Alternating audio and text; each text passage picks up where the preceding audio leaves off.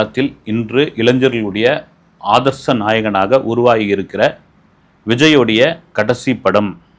அதுக்கு அடுத்த படம் நடிக்கிறாரு, கதை கேட்டாரு. இதெல்லாம் கடைசி படம் இல்லை. ஆல்ரெடி கேவிஎன் ப்ரொடக்ஷனுக்கே நஷ்டத்துக்கு ஈடுகிறதுக்காக நஷ்டத்துக்கு நஷ்டம் அப்படின்ற மாதிரி ஒரு படம் பண்ணி தரப்போறாரு இப்படின்லாம் காத்து வாக்கில் பல செய்திகள் வந்துகிட்டு இருக்கு. அதில் எதுவும் உண்மை கிடையாது. முன்ன வச்ச காலை பின்ன வைக்கிறது சரியான எதுவும் கிடையாது. அப்படி முன்ன வச்ச காலை பின்ன வைத்தால் தமிழக மக்கள் என்ன செய்வாங்கன்ட்டு விஜய்க்கு நன்றாகவே தெரியும். அதனால் அந்த வதந்திக்கு ஒரு முற்றுப்புள்ளி அது கிடையாது. சரி, ஜனநாயகங்களில் என்னதான் பிரச்சனை? அரசியலுக்குள் வருகிற ஒரு ஹீரோ, அந்த படம் ஒரு பெரிய தாக்கத்தை அரசியலில் ஏற்படுத்த போகிறதுன்னு ரிலீஸ்க்கு முன்னாடி பல பேர் பல விதமாக பேசினாங்க. சென்சாருக்குள் போகுது அந்த படம். சென்சார் பார்க்குறாங்க. அவங்க என்ன முடிவு பண்ணாங்கன்னு தெரியல. ரிவைசிங் கமிட்டின்னாங்க. ஹைகோர்ட்டுக்கு வந்தது, சுப்ரீம் கோர்ட்டுக்கு போச்சு, தனி நீதிபதி, இப்படியா சுற்றி ஒரு வழியாக டேட் அனௌன்ஸ்மெண்ட் பண்ணாங்க, தேர்தல் தேதி.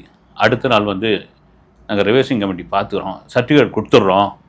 அதே சமயத்தில் தேர்தல் ஆணையர் இந்த படத்தை பார்க்கட்டும் அப்படின்னு ஒன்று குறிஞ்சு போச்சு. சரி, எலெக்ஷனுக்கு முன்னாடி இந்த படத்தை ரிலீஸ் பண்ண விட மாட்டாங்க. இதில் விஜயோடைய பயங்கரமான அரசியல் ஒன்று இருக்குது. குறிப்பாக விஜய் பாஜக எதிர்ப்பரசியல பேசியிருக்காரா, திமுக எதிர்ப்பரசியல பேசியிருக்காரா, இல்லை இந்திய அரசியலே ஒட்டுமொத்தமாக பேசியிருக்காரா அப்படின்ற மாதிரி விவாதங்கள்லாம் கொண்டு வந்து அது கிடப்பிலேயே இருந்தது. சரி, எப்போ எலெக்ஷன் முடிஞ்சவொடனே ரிலீஸ் பண்ணிக்கலாம்பா அப்படி முடிவு ஆயிடுச்சு. அந்த கதையெல்லாம் உங்களுக்கு தெரியும். தபால்னு ஒரு 5 சீன் ஒன்று வந்தது ஜனநாயகன்லேருந்து.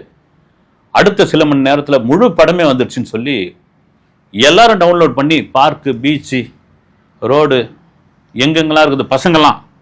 அந்த சீன் தெரியுமா? பகவந்த் கேசருடைய இன்னொரு வடியும் தெரியுமா?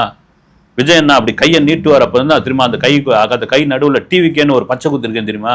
அவர் ஓப்பனிங் சீனே அப்படி ஒரு அம்பேத்கர் புத்தகத்தோடு வச்சு அந்த பெரியவர்கிட்ட அப்படி நிற்பார். அந்த நேரம் எப்படி தெரியுமா விசில் பறக்கும். இப்படியா உட்காந்து டீ கோட் பண்ண ஆரம்பிச்சிட்டாங்க, விமர்சனம் பண்ண ஆரம்பிச்சு.